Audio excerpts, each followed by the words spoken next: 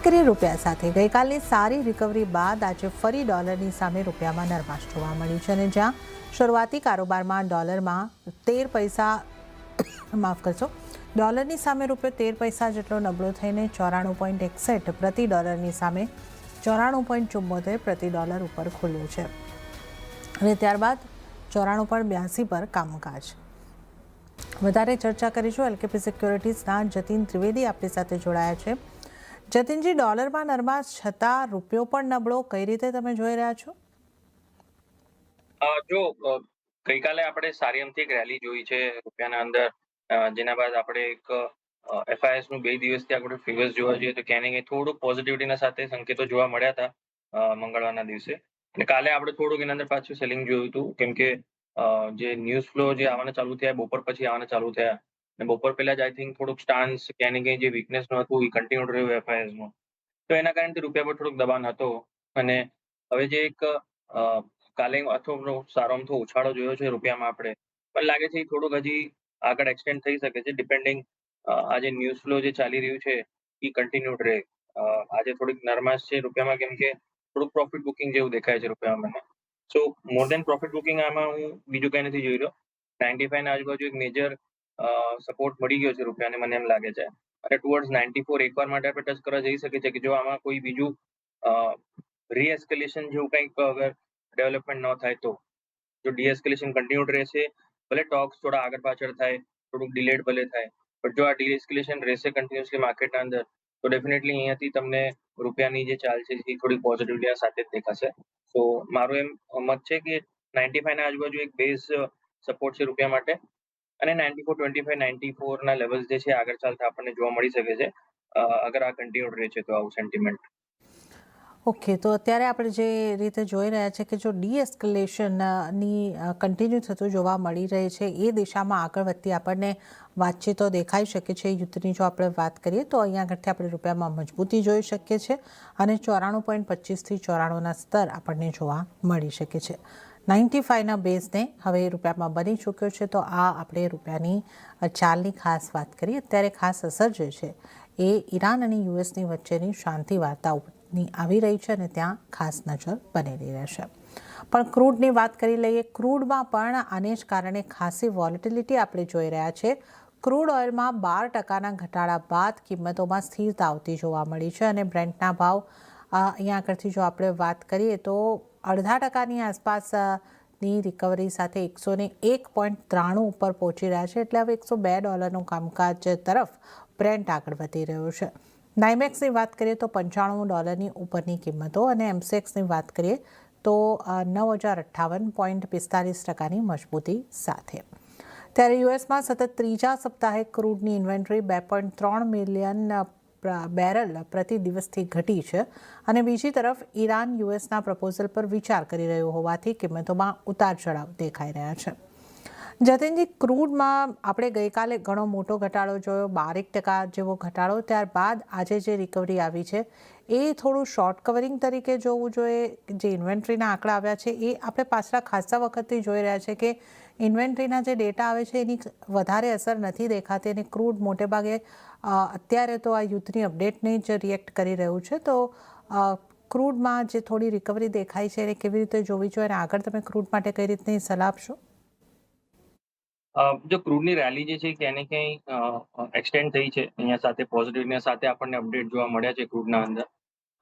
જે હિસાબથી I mean sentiment positive સાઇડના જોવા મળે છે, જેના કારણથી ક્રૂડ પર થોડીક બીકવાલી થઈ છે અને સેલિંગ પ્રેશર જે છે એ ક્રૂડે દેખાડ્યો છે અહીંયા. મોરલેસ 110 પાસે WTI ક્યાંય ને ક્યાંક મેજર રેઝિસ્ટન્સ લેતું દેખાય છે અને 90 પાસે એક મેજર સપોર્ટ પણ છે WTI ના માટે. તો જ્યાં સુધી 90 ના નીચે નથી જતું ને WTI, ત્યાં સુધી બહુ મોટું અહીંયાથી ફોલ નથી આવી રહ્યું અને પાછું ત્યાંથી સપોર્ટ પણ મળી જાય છે, કેમ કે ડીલ ફાઇનલાઇઝેશન બહુ જરૂરી છે. યુએસ અને ઈરાનનો વોર ક્લોઝ થવું બહુ જરૂરી છે ક્રૂડના માટે 90ના ઉપર 90ના નીચે જવા માટે. તો જ્યાં સુધી ક્રૂડનું એક મેજર અપડેટ નથી આવતું સેન્ટિમેન્ટ વાઇઝ કે જ્યાં યુએસ અને ઈરાનનો વોર 100% ક્લોઝ થઈ જાય છે, ફાઇનલાઇઝેશન થઈ જાય છે ડીલ, ત્યારબાદ જ એના અંદર એક આ જે છે 90ના નીચેનો ફોલ આવશે અથવા પાછું એ 100 104 એવી રીતે પાછું જે લેવલ્સ આવી શકે છે અગર જો પાછું અહીંયાથી ડિલે વધારે થતું ગયું બેના વચ્ચેના પ્રપોઝલ્સ એક્સેપ્ટ નહીં થયા તો. સો ક્રૂડને હું રેન્જ વોલેટાઇલની સાથે જ જોઈ રહ્યો છું. હમણાં પોઝિટિવ સાઇડના ડેવલપમેન્ટ જરૂર છે, બટ આ પોઝિટિવ સાઇડના ડેવલપમેન્ટ ફાઇનલાઇઝેશન તરફ થવા બહુ જરૂરી છે. તો એના માટે થઈને નેક્સ્ટ એક વીકના અંદર જો આ બધી વસ્તુનો આઉટકમ નથી આવતો, તો ક્રૂડના અંદર પાછો સપોર્ટ લો લેવલ્સ પર જોવા મળી શકે છે. એઝ ઓફ નાઉ ટ્રેન્ડ થોડુંક વીક છે, જે હિસાબથી ગઈકાલે જે ડેવલપમેન્ટ્સ થયા છે. તો ટ્રેડર્સ માટે અહીંયા સલાહ એ રહેશે કે 90-100ના ઉપર જ્યાં સુધી ટ્રેડ નથી થતો, ત્યાં સુધી આની વીકનેસના સાથે જોવો. 90-100ના સ્ટોપ લોસ સાથે અહીંયા વેચીને ચાલી શકાય છે ક્રૂડ ઓઇલને, અને 8800 અને 8850 આવી રીતના ટાર્ગેટ્સ રાખીને સેલ ઓન રાઇઝનું વ્યૂ પોઈન્ટ બનાવીને રાખવાનું. 90-100નું સ્ટ્રિક્ટ સ્ટોપ લોસ રહેશે પણ. ઓકે, તો અહીંયા આગળથી ખાસ ક્રૂડને માટે જે આપણે વાત કરી રહ્યા છે કે ક્રૂડમાં જ્યાં સુધી 9200 ના લેવલ્સ નથી આવતા ત્યાં સુધી વીક ટ્રેન્ડ માનીને ચાલો, અને સેલ ઓન રાઇઝની સ્ટ્રેટેજી જે છે તમારે અહીંયા આગળથી અપનાવવાની રહેશે. તો 9200નો સ્ટોપ લોસ અને નીચેની તરફ 8850ના ટાર્ગેટ તમને બનતા જોવા મળી શકે છે. સેલ ઓન રાઇઝની સ્ટ્રેટેજી હાલ ક્રૂડમાં અપનાવીને ચાલી શકો છો. ત્યારે જ ક્રૂડ બાદ નેચરલ ગેસ પર નજર કરી લઈએ તો શરૂઆતી કારોબારમાં નેચરલ ગેસમાં મામૂલી ખરીદારી આવતી આપણને જોવા મળી, અને આ કિંમતોની વાત કરીએ તો 259ના સ્તર પર કામકાજ, એટલે 5%ની આસપાસની ખરીદારી અહીંયા આગળથી નેચરલ ગેસમાં દેખાઈ રહી છે. જતીનજી, નેચરલ ગેસને કઈ રીતે જોવું જોઈએ? આપણે જે રીતે જોઈ રહ્યા છે થોડી ક્રૂડમાં રિકવરી આવી, તો ગઈકાલના ઘટાડા બાદ નેચરલ ગેસમાં પણ થોડી રિકવરી છે, પણ 5% આસપાસની. નેચરલ ગેસ માટે તમારી સલાહ કઈ રીતે બનશે? નેચરલ ગેસ પણ વોલેટાઇલ છે ઝરના, જે હિસાબથી માર્કેટનું રિએક્શન આપણે જોઈએ છે તો એનર્જી બાસ્કેટ જે છે ક્યાંય ને ક્યાંય પ્રોફિટ બુકિંગના અંદર છે. તો હવે આ એનર્જી બાસ્કેટનું પ્રોફિટ બુકિંગ જે છે ક્યાંય ને ક્યાંય નેચરલ ગેસ પર ઇફેક્ટ આપશે. જેવી રીતે ક્રૂડના અંદર સેલિંગ પ્રેશર છે, એવી રીતે નેચરલ ગેસ પણ થોડુંક અહીંયાથી વીકનેસના સાથે જ રહી શકે છે. હાલાકી ઓવરસોલ્ડ છે અને ક્યારેય બી એક બાઉન્સ પણ આવી શકે છે. સો હમણાં આ લેવલ્સ, કરંટ લેવલ્સથી કોઈ એના અંદર ટ્રેડિંગનો બેટ ન લેવાય. એક બાઉન્સના માટે વેઇટ કરવું જોઈએ. અરાઉન્ડ અબાઉટ 265-266ના ઝોન પાસે આવે ત્યારે એના અંદર મેજર રેઝિસ્ટન્સ છે. સો 270ના ઉપર તમારો સ્ટોપ લોસ રાખીને 265ના પાસે વેચીને ચાલવાની સલાહ રહી શકે છે. વેચીને ચાલવાની સલાહ રહેશે, અને ટાર્ગેટ તમારો 255 અને 250 સુધીના સ્વિંગ ટ્રેડિંગના હિસાબે અહીંયા ઓપોર્ચ્યુનિટી ગોતી શકાય. ઓકે, તો નેચરલ ગેસમાં પણ અહીંયા આગળથી વેચીને જ ચાલવાની સલાહ બની રહી છે. તો 265ની આસપાસથી તમે અહીંયા આગળથી વેચીને ચાલી શકો છો. 270નો સ્ટોપ લોસ, અને નીચેની તરફના ટાર્ગેટની વાત કરીએ તો 255 અને 250 સુધીના ટાર્ગેટ માટે નેચરલ ગેસમાં પણ વેચીને ચાલવાની સલાહ. તો ક્રૂડ અને નેચરલ ગેસની આપણે વાત કરી, બંનેમાં સેલ ઓન રાઇઝની સ્ટ્રેટેજી અહીંયા આગળથી અપનાવવાની સલાહ મળી રહી છે. ત્યારે જ અહીંયા લઈશું એક નાનકડો બ્રેક, અને બ્રેક બાદ જતીન ત્રિવેદી સાથે વધુ કોમોડિટીઝની ચર્ચામાં આગળ વધીશું.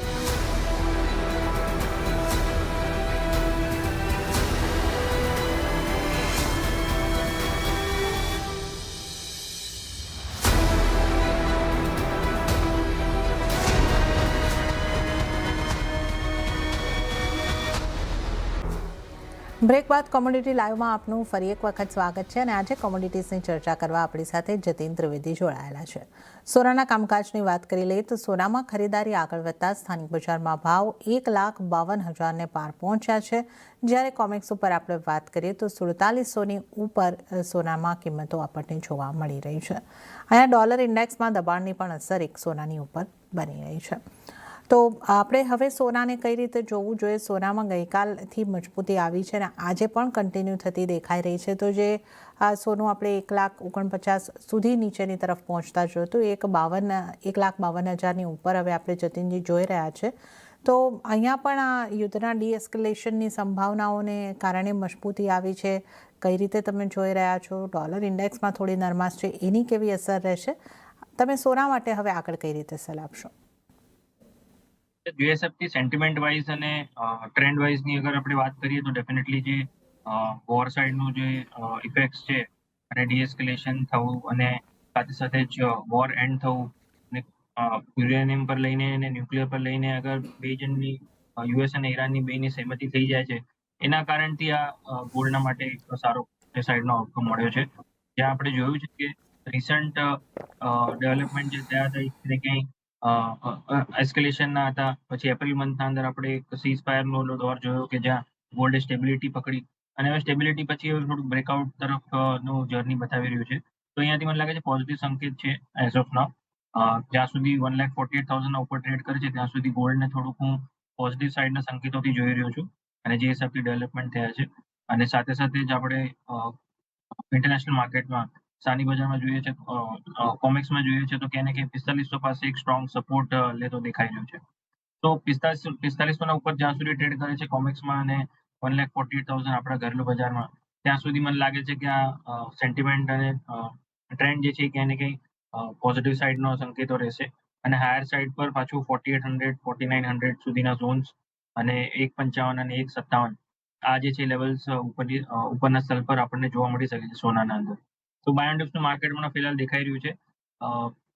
ગિવન ધ ફેક્ટ ઓન્લી આમાં નેગેટિવ ટ્રિગર એ જ રહેશે કે યુએસ અને ઈરાનના વચ્ચે પાછું કંઈક નેગેટિવ જો કમેન્ટ્રી આવી જાય છે ઈરાન તરફથી કે પ્રપોઝલ એક્સેપ્ટેડ નહીં અને યુએસ હવે પછી જે એની ધમકીઓ આપી છે કે પાછું બોમ્બિંગ ને એ બધું ચાલુ કરી શકે છે કે જો અગર ડીલ ફાઇનલ નથી થતી. તો આ બધી વાર્તાલાપ પાછી નેગેટિવ સાઇડની સેન્ટિમેન્ટ આપશે. So I think in the next week or so થોડું ક્રુશિયલ રહેશે કે કયા સાઇડના ડેવલપમેન્ટ થાય છે. યસ, પોઝિટિવ સાઇડના ડેવલપમેન્ટ જરૂર દેખાય છે અહીંયા અને સંકેતો સારા છે. તો ગોલ્ડના માટે સેન્ટિમેન્ટ હમણાં પોઝિટિવ છે એઝ ઓફ નાઉ. તો સ્ટોપ લોસ અને ટાર્ગેટ જે હિસાબથી મેં કીધું એ રીતે ધ્યાન રાખીને પોતાની પોઝિશન પ્લેસ કરીને ચાલી શકાય છે સોનાના. ઓકે, તો આપણે અહીંયા આગળથી ગોલ્ડના કયા પરિબળોની અસર છે અને હવે કઈ રીતનો તમારે વ્યૂ રાખવાનો છે એની ખાસ કરીને ચર્ચા કરી છે. અને સાથે જતીનજી, જે ગોલ્ડના ઇમ્પોર્ટના આંકડા અહીંયા આગળથી આવ્યા છે, તો એપ્રિલ 2025માં ગયા વર્ષે 35 ટન જેવું સોનું ઇમ્પોર્ટ થયું અને એની સામે એપ્રિલ 2024માં માત્ર 15 ટન. તો આને કેવી રીતે જોવું જોઈએ? જે સોનાનું જે ઇમ્પોર્ટ છે એ ઓછું થયું છે, આ યુદ્ધને કારણે ઇમ્પેક્ટ આવી છે કે ડિમાન્ડ ઘટી રહી છે? કઈ રીતે આને આપણે સમજવું જોઈએ? કેવા સંકેતો અહીંયાથી મળે છે? જો ઇન્વેસ્ટમેન્ટ સાયકલ જે છે થોડુંક ચેન્જ થતું પણ જાય છે આમાં, કેમ કે જે હિસાબથી 2024-25 આપણે જોયું કે સોનાના માટે એક સ્ટ્રોંગ સ્ટેલર રેલી હતું, નોનસ્ટોપ ઇન્વેસ્ટમેન્ટ હતું એના અંદર. પછી એઆઈ તરફનું જે રુઝાન જે છે એ પણ ક્યાંય ને ક્યાંય વધતું દેખાય છે. તો એઆઈ બેઝ ઇન્વેસ્ટમેન્ટ જે છે એ રાઉટ થોડુંક થઈ જાય છે, ચેન્જીસ આવી જાય છે સાયકલના અંદર. તો એના કારણથી જે લોંગર ટર્મ ઇટીએફ્સના અંદર બાઇંગને જે ફિઝિકલ ડિમાન્ડ જે છે એ ક્યાંય ને ક્યાંય થોડુંક ઘટતું જરૂર દેખાઈ શકે છે આ બધા માહોલના અંદર. અને એના કારણથી ગોલ્ડના અંદર થોડુંક ઇન્વેસ્ટમેન્ટ જે છે થોડુંક સ્લો થતું દેખાયું છે. હાલાકી આ ટેમ્પરરી અને એક શોર્ટ ટર્મ માટે આ ઇશ્યુ રહી શકે છે. બટ ઓવરઓલ આપણે જોવા જઈએ તો લોંગર ટર્મના હિસાબે ગોલ્ડના અંદર જે ડેપ્રિસિએશન આવ્યું છે ક્યાંય ને ક્યાંય એક વેલ્યુએશન ક્રિએટ કરશે સાઇડવેઝ રેન્જ પછી. અને ગોલ્ડના ઇટીએફ્સ ને એ બધાના અંદર પાછું એક સાયકલ અપ ટ્રેન્ડને દેખાશે. એઆઈ બેઝ જે ઇન્વેસ્ટમેન્ટ ચાલી રહ્યા છે એઆઈ ટૂલ્સના પાછળ, એઆઈ ઇનોવેશનના પાછળ, તો આ બધું ઇનોવેશન થોડું ચેન્જ થતું જીઓગ્રાફિકલી જ્યાં કન્ટ્રીઝના અંદર ઇનોવેશન થઈ રહ્યું છે, સાઉથ કોરિયામાં, ચાઇનામાં, જાપાનમાં, તો આ બધી વસ્તુનું ઇન્વેસ્ટમેન્ટ સાયકલ થોડુંક ચેન્જ થયું છે એના કારણે ત્યાં થોડુંક મને લાગે છે હોલ્ટ છે. બાકી ઓવરઓલ લોંગર ટર્મ માટે કોઈ એમાં અડચણો વધારે નથી દેખાઈ રહી. ઓપોર્ચ્યુનિટી રહેશે જ્યારે બી અગર જો મેજર ઘટાડો અગર આવી ગયો ઇન કેસ કંઈ ગોલ્ડના અંદર. ઓકે, તો આપણે ગોલ્ડને લગતા બધા જ જે અહીંયા આગળથી પરિબળો છે એની ચર્ચા કરી છે. અને ગોલ્ડને માટે અત્યારે તમારી જે સ્ટ્રેટેજી અપનાવવાની છે બાર્ન ટિપ્સની, અને અત્યારે આપણે જે રીતે વાત કરી 1,55,000 સુધીના ટાર્ગેટ માટે તમે સોનામાં ઘટાડી ખરીદી કરીને ચાલી શકો છો. હવે ચાંદીની વાત કરી લઈએ તો સોનાને પગલે ચાંદીમાં પણ ખરીદારી આવતા જોવા મળી છે. અને સ્થાનિક બજારમાં જો આપણે કિંમતોની વાત કરીએ તો અહીંયા લગભગ 1.25% મજબૂતી સાથેનું કામકાજ જોવા મળી રહ્યું છે. 2,56,488ના સ્તર પર આપણે અહીંયા આગળથી કામકાજ આવતું થતું જોઈ રહ્યા છે. અને વૈશ્વિક બજારમાં 77.87 એટલે હવે $78 તરફ આગળ વધી રહ્યું છે કોમેક્સ સિલ્વર. તો અહીંયા આગળ બેઝ મેટલ્સમાં જે ખરીદારી છે એનો પણ સપોર્ટ સિલ્વરને મળતો આપણને જોવા મળી રહ્યો છે. જતીનજી, સિલ્વરમાં પણ જે અહીંયા આગળથી આપણે મજબૂતી જોઈ રહ્યા છે એ વધતી જોવા મળી રહી છે. 1,56,000ની ઉપર, 1,56,500ની આસપાસ હવે આપણે એમસીએક્સ સિલ્વર પર કામ કરી રહ્યા છે અને લગભગ $78 કોમેક્સમાં થવા જઈ રહ્યું છે. તો ચાંદીને કઈ રીતે જોવી જોઈએ? ચાંદીમાં જે રિકવરી આવી છે આગળ વધી શકશે કે નહીં? કયા લેવલ્સ તમે ચાંદીમાં જોઈ રહ્યા છો? જો ચાંદીના અંદર સાયકલ ગોલ્ડના કારણથી વીકનેસનું હતું, બટ બેઝ મેટલ માર્કેટ ક્યાંય ને ક્યાંય થોડુંક રિકવરીમાં હતું, તો થોડુંક સપોર્ટિવ મેજર્સ નથી મળતા હતા. અને જે હિસાબથી વોલેટિલિટી જાન્યુઆરી મંથના અંદર હતી ને પછી પ્રોફિટ બુકિંગ આવ્યું, તો એના પછી થોડુંક ચાંદીના અંદર થોડુંક સાઇડવેઝ અને વોલેટાઇલ મુવમેન્ટ હતું. હવે છેલ્લા એક હપ્તાના આપણે ડેટા જોઈ લઈએ તો એક સારા ડેવલપમેન્ટ થયા છે અને એપ્રિલ મંથ પછી જે ઘટવાનું હતું એ થોડું ઓછું થયું છે. સો બાઇંગ જે છે મોમેન્ટમ ડીપ પર દેખાઈ રહ્યું છે ચાંદીના અંદર. તો મોરલેસ અહીંયાથી ટ્રેન્ડ હજી પોઝિટિવ છે. જ્યાં સુધી પોઝિશનલી કે શોર્ટ ટર્મમાં આપણે જોવા જઈએ લેવલ્સ તો 2,45,000 આ જ્યાં સુધી હોલ્ડ કરે છે ત્યાં સુધી ચાંદીનો આઉટલુક અહીંયાથી પોઝિટિવ મને લાગી રહ્યું છે. 2,60,000 2,65,000 આ નેક્સ્ટ ટાર્ગેટ દેખાઈ રહ્યા છે in the next 1 week or સો. તો પોઝિટિવ સાઇડના સંકેતો અગર જો કન્ટિન્યુડ રહ્યા તો 265 270 સુધીના લેવલ્સ તમને દેખાઈ શકે છે આગળ ચાલતા. લેવલ જે ઇમ્પોર્ટન્ટ ધ્યાનમાં રાખવાનું રહેશે એ 2,45,000 નું રહેશે. ફંડામેન્ટલી અંદર કોઈ ચેન્જીસ નથી. ખાલી સેન્ટિમેન્ટ વાઇઝ આના અંદર પ્રોફિટ બુકિંગ જે હતી છેલ્લા 1-2 મહિનામાં અને પાછું ઈ વેલ્યુએશન પોતાનું કરેક્ટ કરીને એક ટ્રેન્ડ બેઝ રેલી દેખાડી શકે છે. તો in line with gold trend અહીંયા થોડુંક શોર્ટ ટર્મમાં પોઝિટિવ રહી શકે છે. જ્યાં સુધી આ રીએસ્કેલેટ નથી થતું યુએસ ઇરાનના ટેન્શન્સ અને હાયર સાઇડ પર 265 270 સુધીના લેવલ્સ તમને દેખાઈ શકે. ઓકે, તો ચાંદી માટે પણ ખરીદી તરફ રહેવાની સલાહ બની રહી છે. અહીંયા આગળ પણ 2,45,000નું લેવલ મહત્વનું છે. એના ઉપર છે ત્યાં સુધી તમે પોઝિટિવ વ્યૂ રાખીને ચાલી શકો છો અને 2,60,000 2,65,000 અને એની ઉપર પણ ચાંદીના ટાર્ગેટ તમે જોઈ શકો છો. તો ખરીદારી કરીને ચાલો 2,45,000નો સ્ટોપ લોસ ધ્યાને રાખો. તો આપણે સોના અને ચાંદીની વાત કરી જ્યાં બાયન ડિપ્સની સ્ટ્રેટેજી અપનાવીને ચાલવાની સલાહ જતીનજી તરફથી મળી રહી છે. હવે આપણે વાત કરી લઈએ મેટલ્સની. તો બેઝ મેટલ્સમાં પણ શરૂઆતી કારોબારમાં સ્થાનિક બજાર તરફથી મિશ્ર સંકેતો મળતા દેખાયા, પણ વૈશ્વિક બજારમાં આ સપ્તાહે કોપરમાં આશરે 4% સુધીની તેજી, એલ્યુમિનિયમમાં પણ સારી રિકવરી સાથેનું કામકાજ. પણ એમસીએક્સ ઉપર એલ્યુમિનિયમ 5%ના દબાણ સાથે કામ કરી રહ્યું છે અને કોપર અને ઝિંકની વાત કરીએ તો 5થી 0.5%ની ખરીદારી સાથે કામકાજ જોવા મળી રહ્યું છે, પણ કોપર 1,300ના લેવલની ઉપર. કોપરમાં આંતરરાષ્ટ્રીય બજારમાં સારી આપણે મજબૂતી જોઈ છે અને હવે તમે કઈ રીતે જોઈ રહ્યા છો એમસીએક્સ પર કોપરને તેમજ અન્ય મેટલ્સ? એલ્યુમિનિયમમાં એક સપ્લાયની ચિંતા હોવા છતાં થોડા દબાણ સાથેનું કામકાજ. ઓવરઓલ મેટલ્સમાંથી આપની જતીનજી ક્યાં સલાહ બનશે? કોપર આ બધી વસ્તુમાં લીડ કરી રહ્યો છે.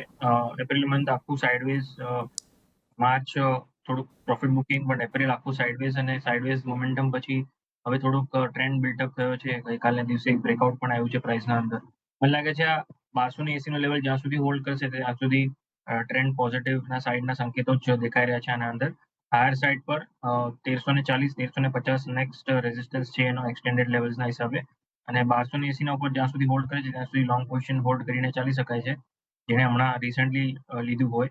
જો કોઈનું પહેલાથી લીધેલું હોય તો અહીંયા આગળથી થોડુંક પ્રોફિટ બુકિંગ કરી શકાય, કેમ કે 1,300 લેવલ્સના આજુબાજુ જ બાઇંગ પ્રાઇસ રાખીને ચાલવું. સો રિસ્ક સેન્ટિમેન્ટ તમારું ફેવરેબલ રહેશે અને 1,325 1,340ના તમારા ટાર્ગેટ રહેશે આગળ ચાલતા ફોર ધ નેક્સ્ટ 1 વીક. તો લેવલ વાઇઝ આના અંદર કામ કરો. ટ્રેન્ડ પોઝિટિવ જરૂર છે, બટ બાઇંગ ઓન ડિપ્સનું માર્કેટ છે. હાયર લેવલ્સ પર એકદમ ચડીને ટ્રેડ ના કરું. લોઅર લેવલ્સ પર બાઇંગનું ધ્યાનમાં રાખીને આના અંદર ટ્રેડ લેવું.